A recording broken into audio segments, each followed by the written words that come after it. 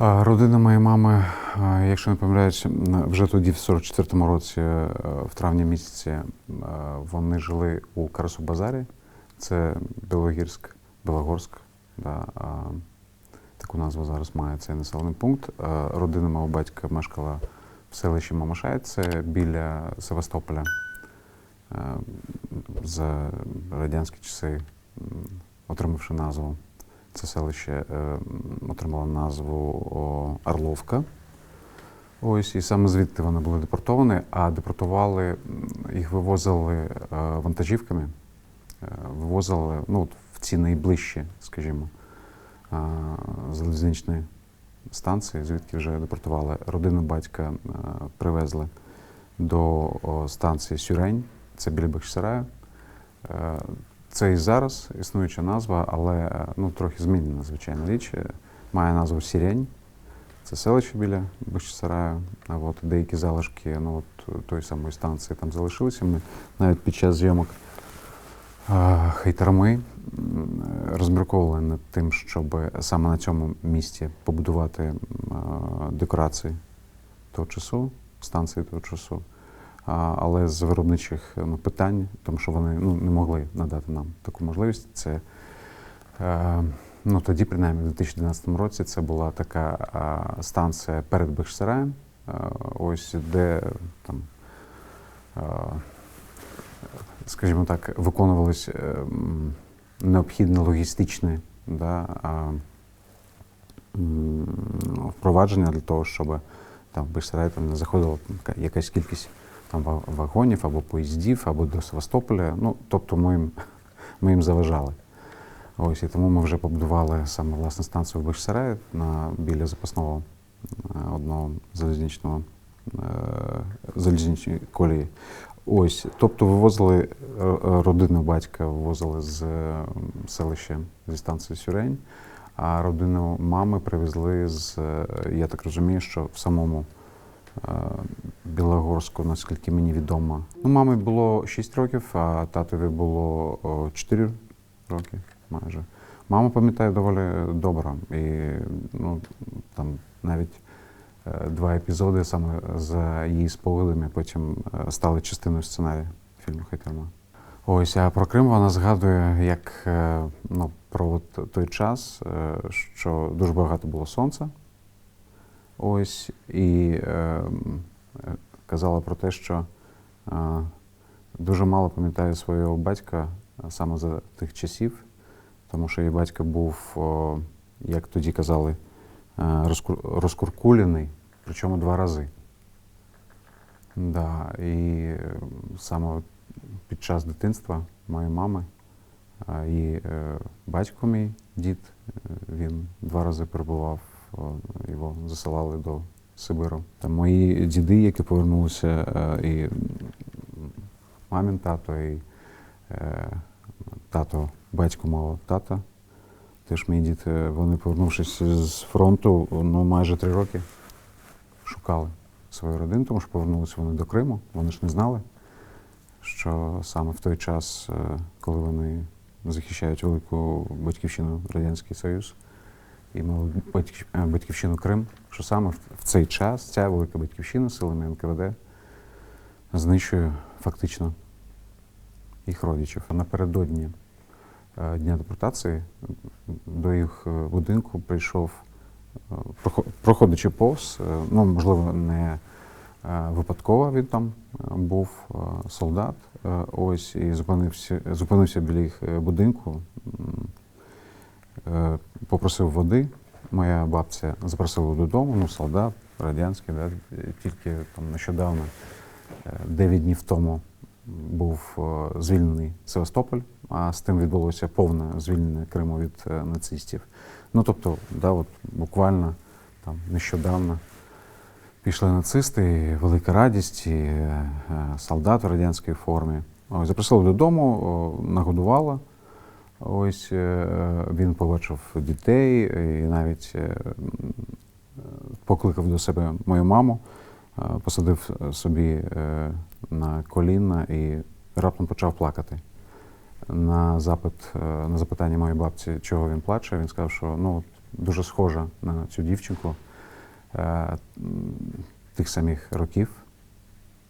У нього є його донька, яку він там майже не бачив ніколи. А вночі вже він прийшов у складі там декількох ще солдат і офіцера для того, щоб депортувати родину моєї мами. Але він був тим, хто, ну, хоч і якось намагався допомогти, ну, в цьому жахітті. І якраз, ну, певною мірою, там, завдячуючи йому, там не забули документи, да, або взяти там насіння якесь. І потім це теж, ну, знайшло, скажімо так, своє відображення на території фільму «Хайтерма». Мені хотілося, ну, сказати, принаймні, спасибі за те, що в такі часи знаходились люди, які пам'ятали, що таке співчуття, що таке честь. Тембі, скажіть, будь ласка, Мамашай, Капсіхор, Коросов-Базар. Ви хотіли б, щоб ці назви повернулися? Звичайно, ну, тому що це ж, може, колись ми і не надавали цьому значення, да? Ну, коли живеш в певній там, ну, ситуації, я маю на увазі, війни немає, да? До тебе, до твого народу, до твоїх близьких. Не застосовуються сили, їх не примушують, їх не знищують. Да? І ти якось не замислюєшся над тим, що, власне, в тому числі і дуже важливою складовою ідентичності, дотичності, да, атмосфери, історії, власне, інструменту для збереження цієї пам'яті. Є, власне, топониміка, да, назви і річок, і вулиць, і міст, да, і там якихось природних явищ. Дуже багато є історій, да, з цими переіменуваннями і селищ, і міст. Наприклад, Бахчисарай за такою, ну, напів, скажімо, да, легендою, він зберіг свою назву багато в чому завдячуючи Олександру Сергійовичу Пушкіну. В тому сенсі, що під час так званої індустріалізації Радянського Союзу під Бахчисараєм знайшли в горах можливість виробляти, да, цемент. Побудували завод величезний, ось там, на в'їзді до Бахчисараю, і хотіли назвати його «Цемент». І якимось чином якраз історикам, які залишилися там в Бахчисараї, в Бахчисарайському музею, ну, вони змогли донести думку до там керівництва, да, що, ну, як так, ну, сам Олександр Сергійович Пушкін писав про це місце, от, поему, там, Бахчисарайський фонтан. Пушкін, надихнувшись архітектурою, легендами, атмосферою Бахчисараю, Бахчисарайського ханського палацу, да, отримав такий подарунок в якості натхнення і написав поему «Бахчисарайський фонтан». Через багато років саме його ім'я і саме цей твір, да, став запобіжником того, щоб стародавнє місто ханів, столиця Кримського ханства, да, ну,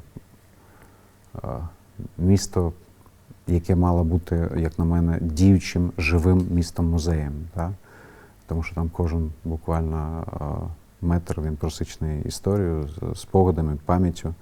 Ось. І завдячуючи якраз Олександру Сергійовичу Пушкіну зберегли назву. За кожною назвою є сутність того, чому ця там річка або місто, або селище, ну і так далі, має таку назву. За цим, ну, постає одразу історія.